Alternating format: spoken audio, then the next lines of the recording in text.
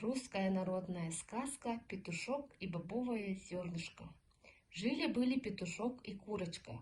Петушок все торопился, а курочка, знай себе, приговаривает: «Петя, не торопись, Петя, не торопись».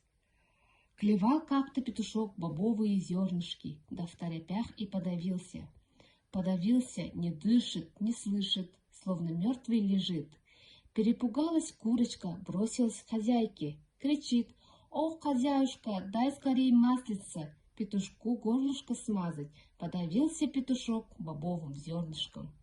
«Беги скорей к коровушке, проси у нее молока, я уже собью маслица». Бросилась курочка к корове. «Коровушка, голубушка, дай скорей молока». Из молока хозяюшка собьет маслица, маслицем смажу петушку горлышко.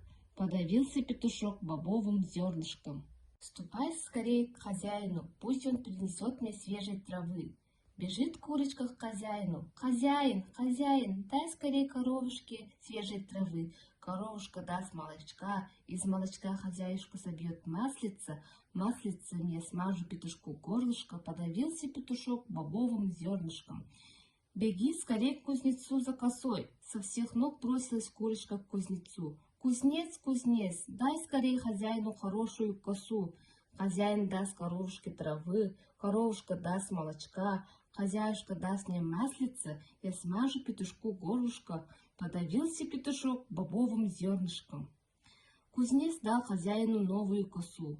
Хозяин дал коровушке свежей травы. Коровушка дала молока, хозяюшка сбила масло, дала маслица курочке, смазала курочка петушку горлышко.